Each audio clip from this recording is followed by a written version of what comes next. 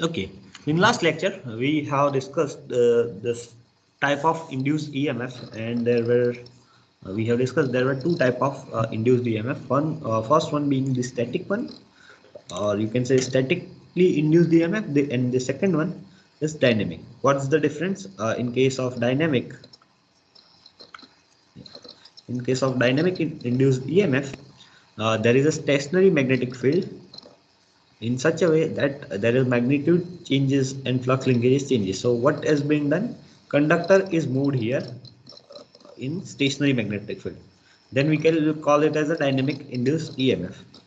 And if the conductor is stationary and if flux linkages are changing, in that case we will say it is a kind of a statically induced EMF. Okay? The best example of statically induced EMF is transformer, and the best example for this is generator. So in case of generator, there is a static magnetic field available. There would be two magnets, either can be a permanent magnet or it can be an electromagnet, and there is one rotor which is being mechanically moved by a mechanical turbine or some other device, and that conductor rotates inside the static field. So that is the best example of dynamically induced EMF. Now we have also seen how to calculate the dynamically induced EMF, like what would be the value of EMF in case of dynamically induced EMF. Earlier we were knowing that it was d phi by dt. Okay, we have seen that equation. So now in case of dynamically induced EMF, we have assumed there is the static field available like this. There is north pole, south pole, a field is available in this way, and I am moving my conductor. This is my conductor. This is my conductor, and I am moving my conductor in direction perpendicular to my magnetic field. And I am assuming I am having this much of distance traveled during that time. During which time? During dt time, the travel distance is dx. Okay, the time is dt, and I also know the area covered in this case. So actually, if I say this is a conductor and this is just a front view, but if you actually really look at back, the conductor would be looking like this, and there would be having some L length of this conductor.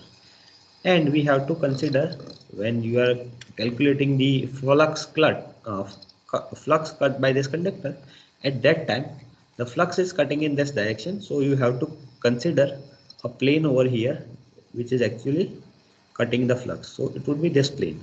So if I discuss about this plane, the length of this plane would be the length of conductor. Okay, or it would be rather like this, and the width of this square or a flux cut area would be dx. Okay, so this is my L and this is my dx, so I know my area is at the x meter square. This is the area. Then the flux density of this area is bx. Okay, so what we are actually now finding out is d phi. What is the value of d phi? So we know that the d phi is b into a. So here in our case it would be b into a is L dx, so b L dx. So this is the value of my flux d phi. But when I consider the induced EMF, at that time I am considering rate of change of flux linkages, so it would be actually accompanied by dt time. So it would be the flux linkages would be d phi by dt. So I'll get bl dx by dt, and that's nothing but my induced EMF d phi by dt. Okay, according to Faraday's law. So what I'm going to do now is, I have this induced EMF E is equal to d phi by dt. So I'm going to put this value d phi by dt. Okay, this is my d phi by dt. I'm going to put it over here, so I'll get bl dx by dt.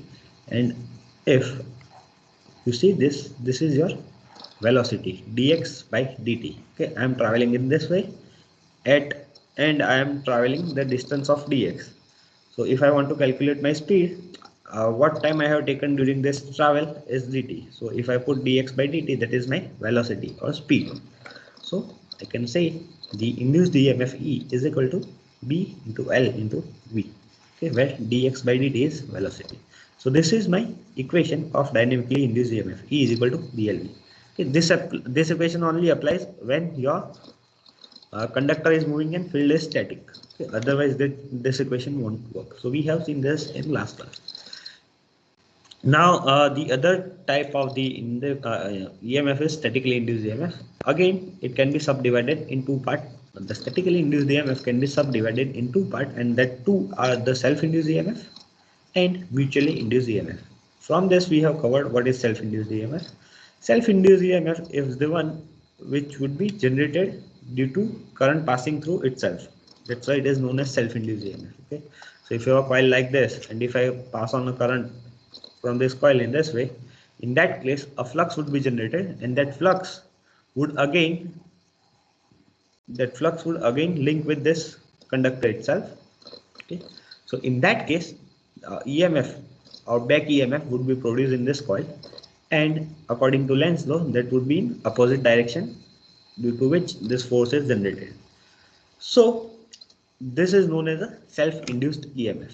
Okay, and we have also seen how to get this equation E is equal to di by dt. Okay, this is just the other theory. I'm going to share this PPT today because we're completing this chapter today. So this is a much more better formatted PPT than the earlier one, and I'm going to share this today. Okay, you can have a look inside. Today we are going to discuss mutually induced EMF. Now, first of all, what is a mutually induced EMF? So if you have excuse me, if you have two coils like this, let us say I have two coils like this. Okay, there is one core, this is my core. Okay, and I have two coils wound up over here. This is my coil number one, and I have one more coil over here.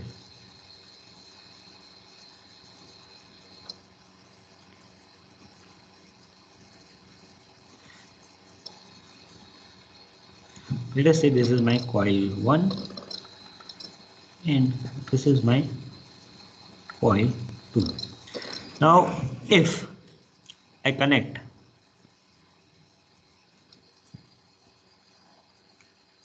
I'm connecting AC source right now, though we haven't covered it, but I'm connecting AC source.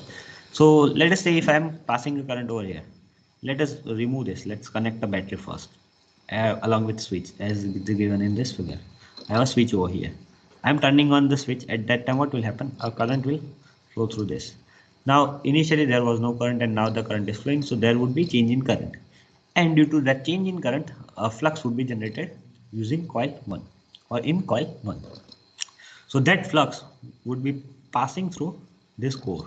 This is a magnetizing material, a ferromagnetic material, and whenever there is a ferromagnetic material, the flux would try to pass through lowest reluctant path, and that is this core.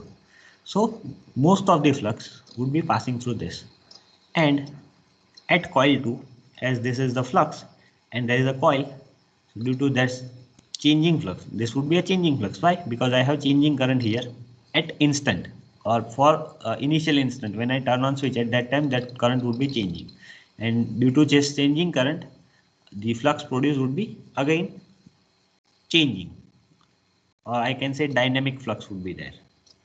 And this, due to this dynamic flux, that dynamic flux would link with this coil 2, and whenever there is a flux and there is a conductor, a current will start to flow, or EMF would be induced in coil 2, and here due to this current in coil 1 I will get some induced EMF. Let us say it is a V2, or you can say it is E2. So when current is flowing in coil 1, and due to that flux produced in coil 1, and that coil 1 flux would be linked to coil 2, and due to that the EMF is produced in coil 2. So the EMF produced in coil 2 is basically due to current in coil 1. So in this kind of case we will say it is a mutually induced EMF. Okay, there is no current inside this coil 2, but then also The flux due to the flux of coil 1, I have produced a EMF in coil 2, and this is known as mutually induced EMF. Okay, let us read this. What is it? The EMF induced in coil due to the change of flux produced by another, or you can say neighboring, or in our case it is coil 1. Linkage with its called mutually induced EMF. Consider a coil B having N2 turns. So this is the example. Here there is a coil B2, B having N2 turns placed near another coil A having N1 turns. Here there are N1 turns and here it is N2 turns. When the switch K is closed, current I1 flows through coil A and produce flux Phi1. I am going to close this switch. I1 will flow here, and due to that I1, flux Phi1 would be produced. Out of this flux, most of the flux say Phi12.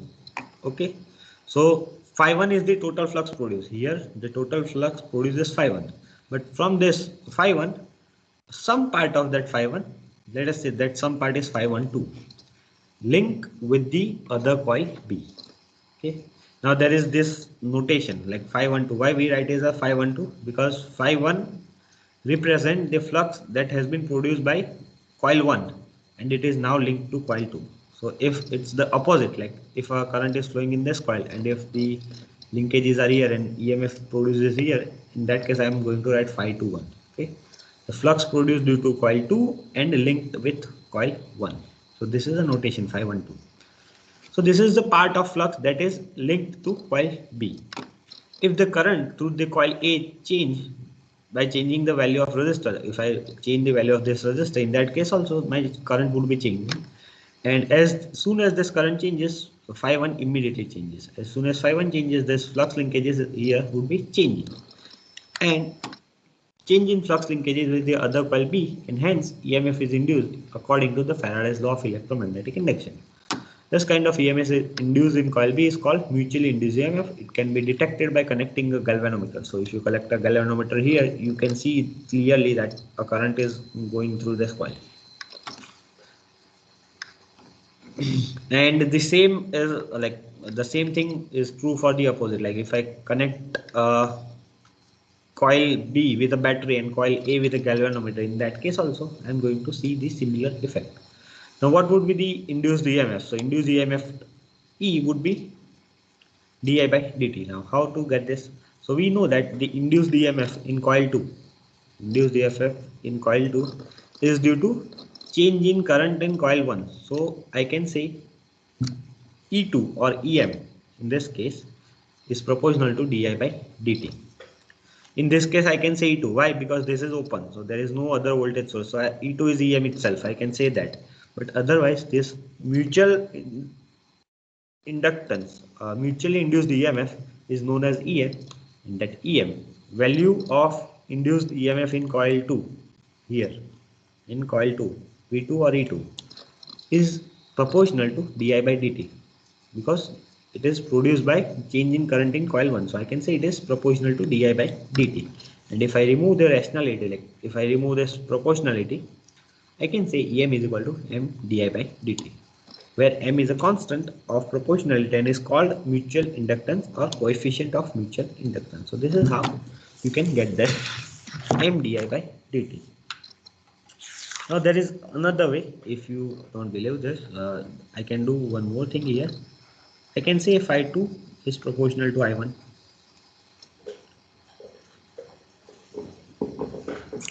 Okay, Phi2 is the flux produced at coil 2. It is proportional to I1 because current induced in coil 2 is due to I1. So Phi2 is proportional to I1. Then I can write, to remove this proportionality, I can write Phi2 is equal to m into I1. M is again my mutually induced EMF, just to remove that proportionality. And if I take a derivative d phi by dt, just d phi 2 by dt, I can get m di by dt. But again, this would be a negative. Why? Because according to the Lenz's law, the induced EMF in the other coil would be opposing the one due to which it has been produced. Okay, so this is the equation, and we know that d phi by d2, d phi by dt is actually nothing but your E. So it is again E is equal to minus m dA by dt. You can say. Okay, this minus you have to consider it or you don't have to consider it, depends on all these situations. Okay, like here you can say it's not given, but here whatever the quantity is only EM, mutually induced EMF, it is quantity, but here I am representing it at as E2, that's why I am saying it's a negative. Now you can compare both of this, like dynamically induced EMF against statically induced EMF.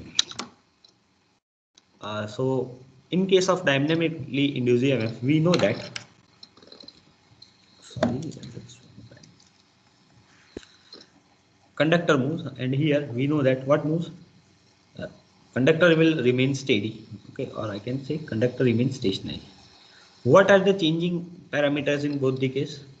So here my conductor moves, here my conductor is steady, but here magnetic field is stationary, but here my magnetic flux or flux linkage with flux linked with your conductor is changing. Okay, so here conductor is steady, sorry, conductor is moving, here my flux is moving, or I can say flux is changing, like flux cannot move but flux is changing. The direction of the induced EMF is determined by Fleming's right hand rule. Okay, so here we have to apply Fleming's right hand rule in case of dynamically induced EMF to find out the direction of your current. But in case of the statically induced EMF, you have to apply Lenz law. The magnitude of EMF is given by E is equal to BLV sin theta. Okay, V sin theta. Why? Because if you are moving against the, like, instead of perpendicular, if you are moving at some angle, in that case, if this angle is theta, the only flux linked or flux cut would be in this direction, and this direction is sin theta, you can say.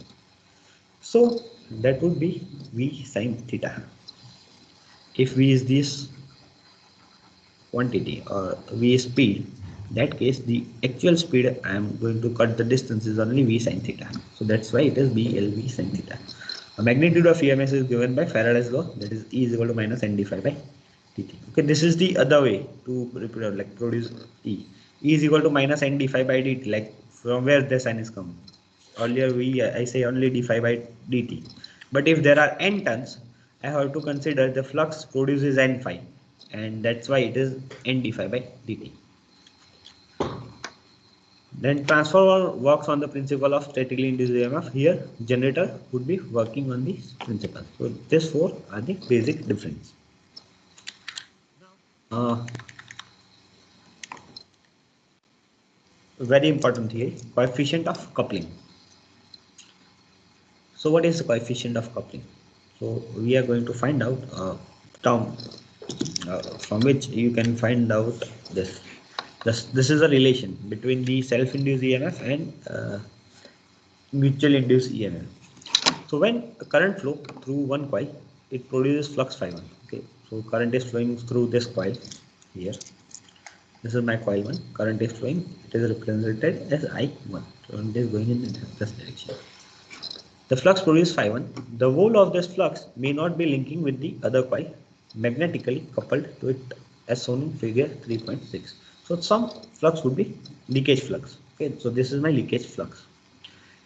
It may be reduced because of the leakage flux phi t. This is the reason, or phi L, not T, phi L, leakage flux due to leakage. So total flux produces phi1, and there is only some part of the flux is going over here and some part is missing in form of leakage. We have seen the leakage effect. Now this is the list of terminologies given. We know all of this. N1 is the number of turn of coil 1, N2 is coil 2 turns, I1 is the current flowing through coil 1, I2 current flowing through coil 2, S is the reluctance of magnetic circuit. Okay, S is reluctance of magnetic circuit. Which circuit? This core. Phi1 is flux produced by coil 1 due to I1. Self flux. Phi1 and Phi2 is self flux. Okay, Phi2 is flux produced by coil 2 due to I2 itself. So if the current is flowing in both the coil, in that case, that two coils will produce two separate flux, phi1 and phi2. Now, if this is the scenario, the individual self-inductance of coil, okay, self-inductance, I'm talking about self-inductance. In coil 1 and coil 2 would be given as L1 and L2, that is N1 square by S and N2 square by S. S is reluctance. Now, how to get this equation? If you have a question like how I get this equation, I'll show a little bit derivation over here. We know that flux is equal to MMF divided by reluctance. We know this. Okay. So what is flux in our case? Flux is phi. What is MMF? MMF is ampere turn, that is N into I, and reluctance is S. Now, if I take the value like this, F divided by I is equal to N into S. Sorry. And what I'm going to do is I'm going to multiply both the side with N. So I'll get N phi divided by I is equal to N square by S. And if you look at the self-inductance L, this is nothing but my L. L is N phi by I. So L is equal to N square by S. That's why for the self-inductance one, I can write L1 is equal to N square by S. Okay, we have seen this equation earlier. Okay, we don't. In the other PPT, we have that one. Okay, we have that L is equal to N phi by I. How we get that? If you have still question like how L is equal to N phi by I, how I get that? So we know that the flux N phi is proportional to I. To remove this proportionality, I have introduced the self-inductance L I, and if I get this L is equal to N phi by I, and I am putting this value over here. This is the self-inductance. This is for self-induced EMF. In theory of self-induced EMF, we have seen this. Self-induced EMF is proportional to current. This is the flux is proportional to current I. To remove that, I have this L, and I can get my value of self-inductance as equal to N phi by I. And I am putting that equation over here. That's why I have got these two equations. L1 is equal to N1 square by S and N2 square by S. Now, what is the value of reluctance? We have already seen this. Reluctance is equal to L upon mu 0 mu r by A. What is L? L is the length of magnetic circuit. A is the cross-section area of this magnetic circuit. So I can say this core. Mu 0 is the permittivity of your air or vacuum, and mu r is the relative permittivity of this magnetic material. Now, the flux phi1 produced by coil 1, we know that if I say flux phi1, what would be the value of flux phi1 if the current is going in this direction, and if there are the number of turns N1, so flux would be MMF by reluctance, that is N1 I1 divided by S. So this is that equation. From this equation only I get this one. Now, suppose a fraction K1 of flux phi1 linked to coil 2. So this is total flux phi1. Now from this, part of flux is linking with this here. This is the flux phi1, and the phi1 is linked to coil 2, but some would be leakage. So whatever is the leakage, but here I am considering K phi1 as my part of flux that is linking with it. Always K would be less than 1, okay, because we are considering leakage. So I can say 0.9% or 90% of flux is going here. So to represent that 90%, I have introduced this K. K is my 90. So flux linkage at coil 2 can be written as phi12 is equal to K1 into phi1. Always K1 would be less than 1. So in this case, mutually induced EMF, again MMF is N2 by phi12 divided by current I. We have just seen this equation in the previous slide.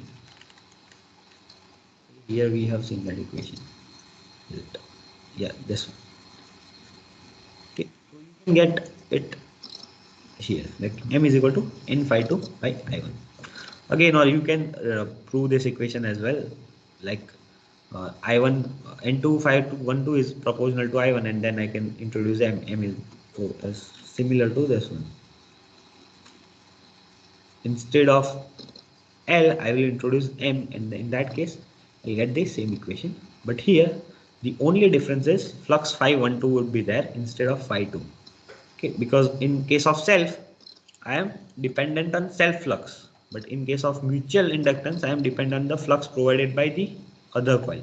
So flux provided by the other coil is phi 1 2 in this case. Okay, and we know that value of phi 1 2. We just have derived that value, that is k1 into phi 1. So I'm going to put k1 into phi 1 over here, and I also know the value of phi 1, so I can say n2 k1 divided by I1 into phi 1. Phi 1 value is n1 I1 by s. Okay, we have just found that value here.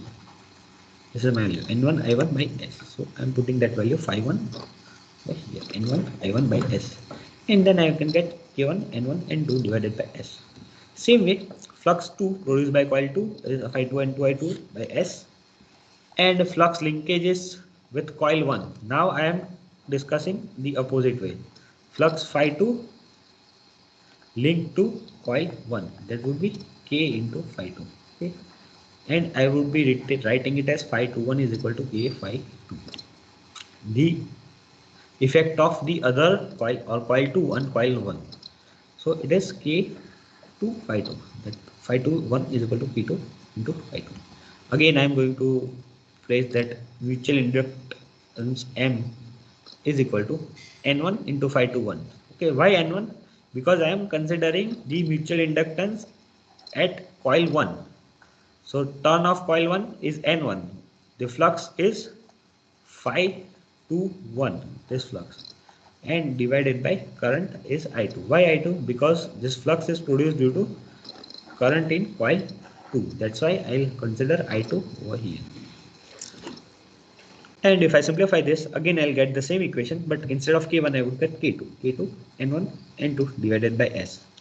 Now mutual inductance in both the case would be same. Okay, I'm like mutual inductance in either way would be same. So I can multiply equation 2 with equation 3, and in that case I'll get M square is equal to K1 N1 N2 divided by S. I am going to simplify these things, and we know that N1 square divided by S is equal to L1. So I'm replacing it from here. Okay, or this is the proof. So I can write K1 K2 N1 square S divided by into N2 square divided by S is equal to K1 K2 into L1 L2. Putting the square root, or under root K1 K2 is equal to K, I can get M square is equal to K square. Okay, I have assumed this thing.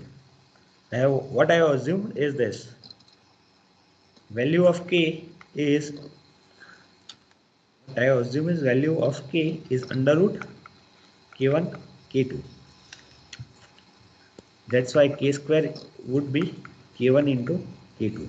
So I assume this, and due to that I can write K1 K2 is equal to K square. So I am going to replace this with K square. So M square is equal to K square into L1 L2. M is equal to K under root L1 L2, and K is equal to M divided by under root L1 into L2, and this is nothing but the coefficient of coupling. So what coefficient of coupling give you is basically the effect, the coefficient between the two ratios, mutual induced EMF and self induced EMF of both the.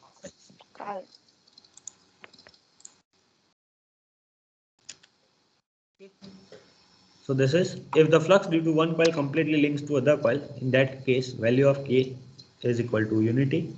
This is the maximum possible value of K, in which case all the flux of one coil would be linked to the other coil, no leakage. In that case I can get maximum value of K, and that would be 1.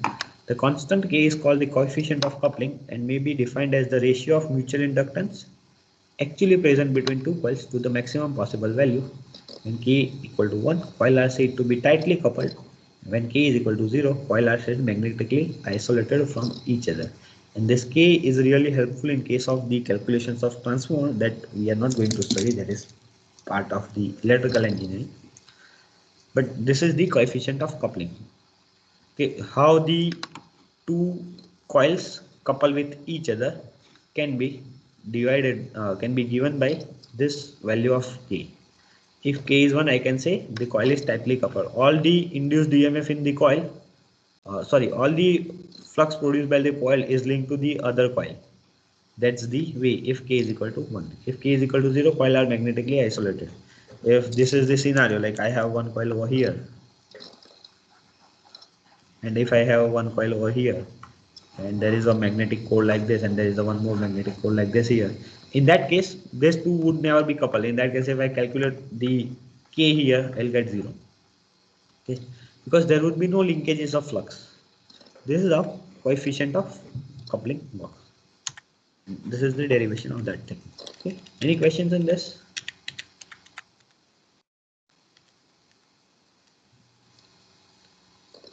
Okay, then we will move ahead and we'll have two definitions like self-inductance and mutual inductance. We already covered this, but like this is the definition. The property of a coil due to which it opposes the change of current flowing through it is called self-inductance or inductance of the coil. This property is attained by the coil due to self-induced EMF produced in the coil itself by changing the current flowing through it. If the current is increasing, the self-induced EMF is produced in the coil in such a way direction as to oppose the rise of current.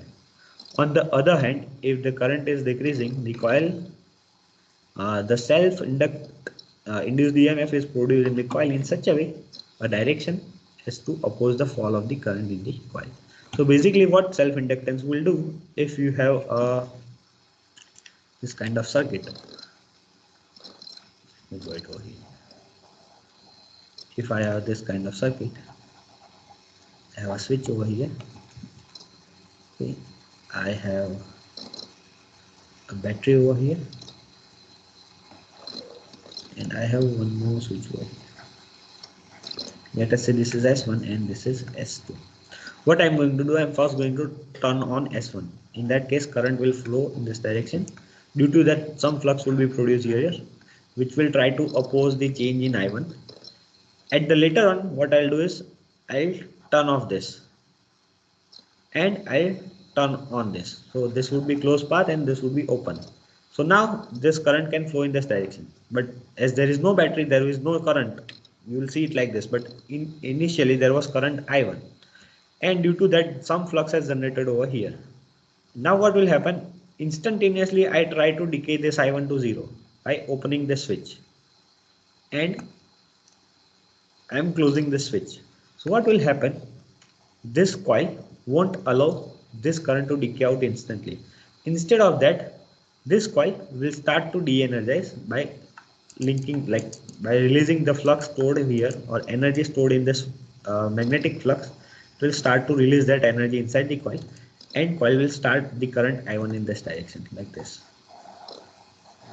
Okay, and at some point of time when this flux becomes 0, at that time my current will be completely 0. Okay, so this will actually change the polarity. Initially, when this current is flowing, at that time polarity would be like this. But at the instant I open this and I close this, immediately my polarity will change and it will become minus plus. And in that case, my current will flow like this.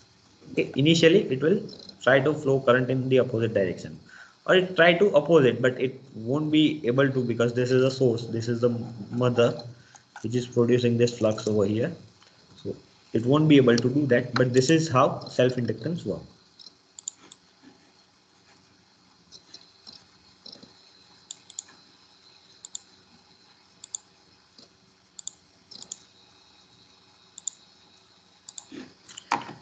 In fact, the self-inductance does not prevent the change of current, but it delays the change of current. Actually, what self-inductance do is delaying something. Okay, what it is delaying? It is delaying the change in the current. The self-induction only opposes the changing current and does not affect the steady current. So if you have a current which is steady, like if I have 5 ampere constantly flowing through a coil, it won't produce any flux, it won't produce any EMF, and it won't do anything, because to produce EMF you need changing flux. It is defined as the flux linkages per unit current, and mathematically it's calculated as L is equal to n phi by I. We have seen that how to get this equation. N phi is proportional to I, and due to that, remove that 2, and then have L.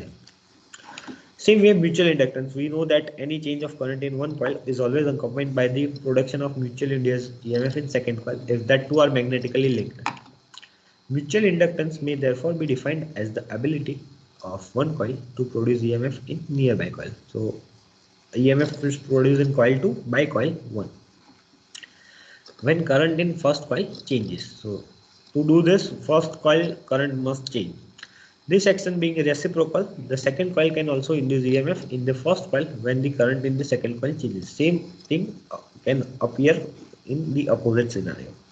The ability of reciprocal induction is measured in terms of the coefficient of mutual induction or mutual inductance. It may be defined as the flux linkage of a coil per unit current in the other coil. So M is given as N2 phi12 divided by I1, or the other way. Let me write it. Okay, or the other way, I can also write as N1 phi 21 divided by I2. So current in first coil, flux linkages to the second coil, and number of turn on the second coil. Same way, this equation is turn in coil 1, flux linkages in coil 1 due to coil 2, and current in coil 2. This is the equation that we have seen already. Now we are done with the unit and we'll move forward with the examples. If you have any questions, you can ask the question, otherwise we'll quickly go to the examples. Sorry.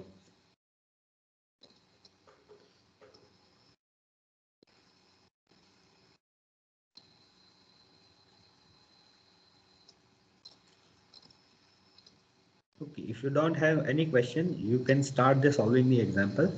The very basic example, you'll only need the equations we have covered. Okay, I'll give you the first question. Try to solve this.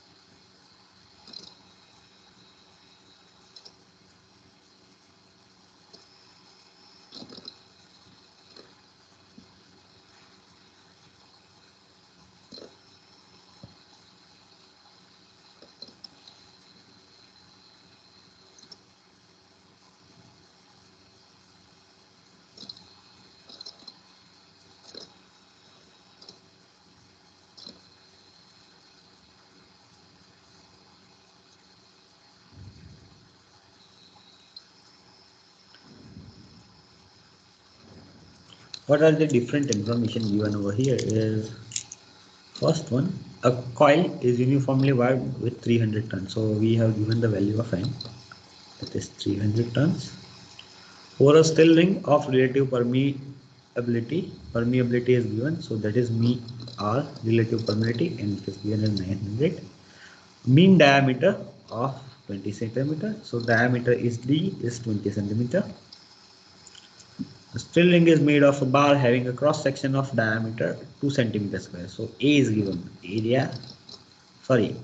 diameter of cross section is given. It is 2 centimeter. If coil has a resistance of 50 ohm and connected to 250 volt DC, so R is given, that is 50 ohm, and this voltage is given, that is 250 volt. What we are going to calculate first is MMF. How you can calculate MMF? We know that MMF is equal to ampere turn. Okay, and that would be 300 into current. What would be the value of current? We can get the current from this equation. Correct? Find out the V is MMF. equal to I. Yeah, V is equal to I is the equation. Let me know the value of MMF. Yes. Sorry? 50. 50 ampere. 5 ampere. Ampere turn, or you can say 5 ampere turn. Which one is the correct? Which one is the correct value? Sir, I mean say current, only current. Acha, you 1500 ampere turn. 1500. 1500 ampere turn. this 1500 ampere turn. What is the value of current?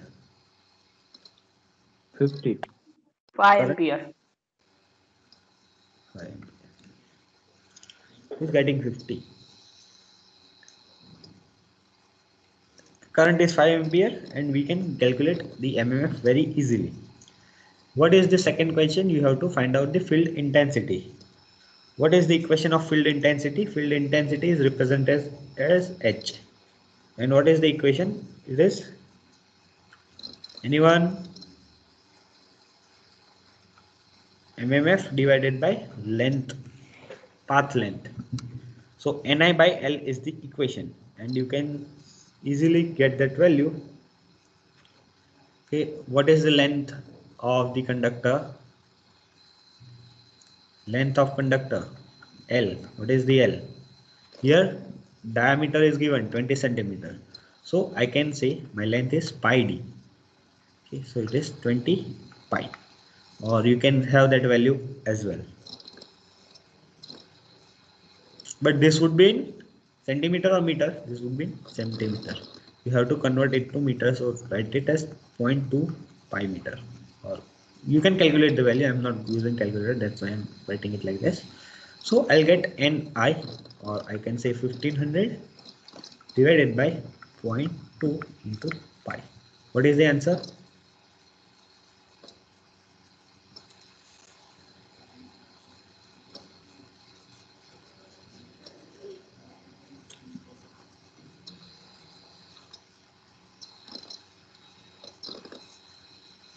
Answer, anyone?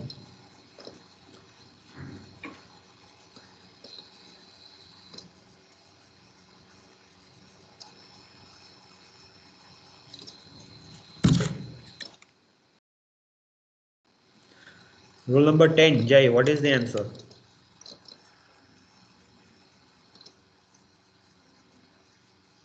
Rule number 10, Jai.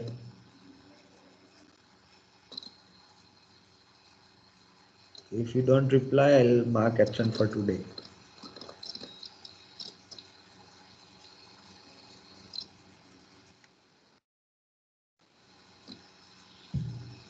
What is the answer? Anyone?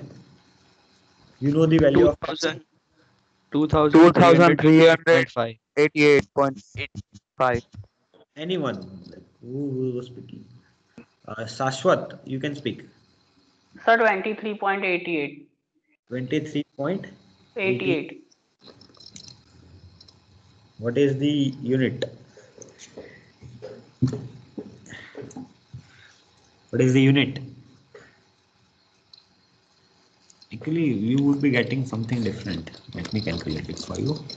It would be 500 divided. 388.5. 2388.5. Sir, it is 2388.5.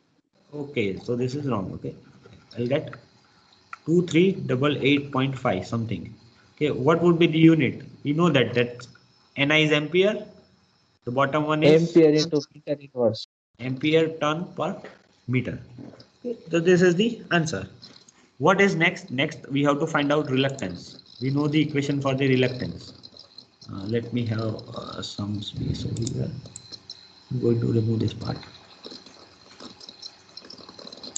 What is the equation of reluctance? S. S is the reluctance. It is equal to, what is the equation? L upon mu naught mu r by into A. L upon mu naught mu r into A. Which A here I am discussing? The area, cross section area of the ring. So I know L is 0.2 pi. I know mu 0 is 4 pi into 4 pi into 10 to minus 7. Correct? And what would be the value? Sorry, not minus 7. It would be plus 7. What would be the value of mu r? It is given 900. What is the value of A? So the diameter of the cross section is given. The diameter is 2 centimeter. Okay, so I have that 2 centimeter diameter. 5 hertz. R square, but what in terms of D? Is pi d square. by 4. Pi d square by 4. So you just put a value over here, but take the value in meters. So instead of 2 centimeter, I'll write 0.02. It would be in meter square.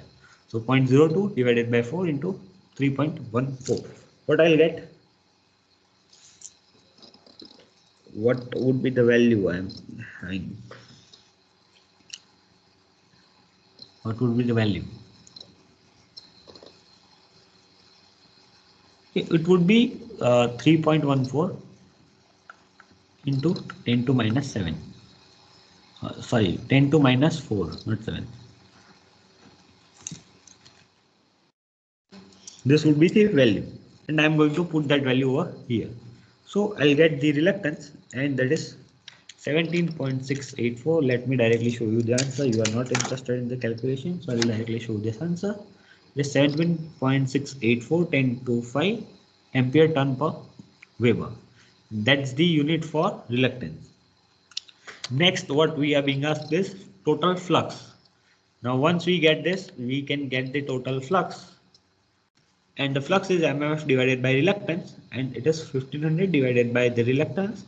So 0.848 meter Weber is the flux. And the last one is permeance. Permeance, we know it is 1 upon reluctance. So I can get permeance Weber per ampere. So this is how you can solve the example. There is one more example over here. We'll complete this today only. I'll show you this example, and then I'll share this PPT. The self inductance of a coil of 500 ton. Okay, 500 is the tons, is 0.25 Henry. Okay. So L is given. If 60% of flux is linked, so this is K. Okay. 60% linked with the second coil of 10,005. This is my N2. This was N1. This is N2. But I have to calculate mutual inductance between the coil and EMF induced in the second coil when current in the first coil changes at the rate of 100 ampere per second.